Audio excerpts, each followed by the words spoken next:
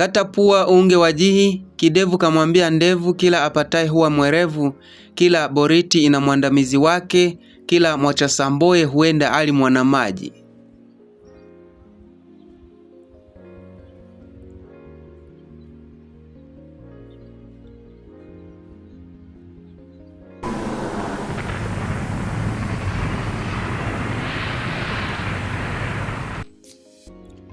Kata pua unge wajihi.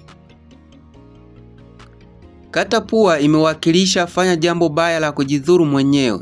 Unge wajihi inawakilisha ulinde heshima yako au sifa yako, yani fanya dhabihu kubwa ili kulinda jambo muhimu zaidi. Wakati mwingine ni muhimu kufanya dhabihu kubwa kupata hasara au kujidhuru mwenyewe ili kulinda heshima yako, sifa au kitu cha thamani zaidi kuliko mali, hata na sehemu za mwili. Heshima, utu na sifa njema ni muhimu kuliko mali, starehe na za kibinafsi na za kidunia. Methali ya pili inasema kidevu kamwambia ndevu, kila apataye huwa mwelevu. Kidevu ni sehemu ya chini ya uso wa binadamu iliyopo chini ya mdomo na juu ya shingo. Ndevu ni nywele zinazoota kwenye kidevu na kwenye mashavu. Kila apataye huwa mwelevu, maana yake kila apataye cheo, mali au bahati huwa mwerevu, yani hujifanya mwelevu au mwenye busara.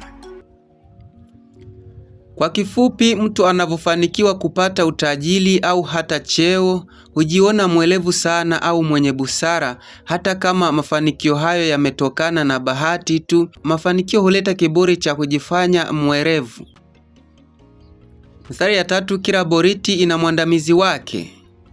Boriti ni mti mrefu na imara sana unaotumika kama mlingoti. Ina mwandamizi wake inamaanisha ina mti mwingine unaofanana nao au unaweza kuchukua nafasi yake ikibidi. Hakuna aliye wa lazima. Mfano, kila mtu hata mwenye nguvu, uwezo na cheo kikubwa ana mtu mwingine anayeweza kuchukua nafasi yake au kumrisi. Hakuna mtu asiyebadilishwa. Methali hii inakumbusha kuwa kila nafasi inaweza kujazwa na mtu mwingine na hakuna anayepaswa kuwa na kiburi.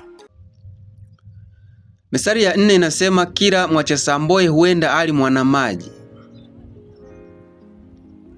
Kila mtu anayepuuza na kuacha asili yake, samboye au nyumbani, mwishowe hujikuta akipoteza mwelekeo au kujikuta katika hali ngeni na ngumu.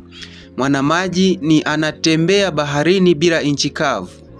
Umuhimu wa asili na utamaduni. Kupuuza asili, utamaduni au familia yako kunaweza kupoteza utambulisho wako, mwelekeo na usalama kwa ujumla. Methali hii inasisitiza kutunza asili, utamaduni na familia kama msingi wa utambulisho na usalama. Mimi ni Mzafar Shabani wa Kambo na kukaribisha kwenye Sauti ya Maarifa, tunaposema cheka, jifunze, badilika, na usisahau kusubscribe na ubonyeze alama ya kengele ili uwe wa kwanza kupata video zetu tunapoupload mpya. Na nikukumbushe kwamba kinachomaliza hela ni kitu tusichokijua na kinachotengeneza hela ni kitu tunachokijua vizuri. Tulijifunza, tukajua na tukakitendea kazi. Bye bye.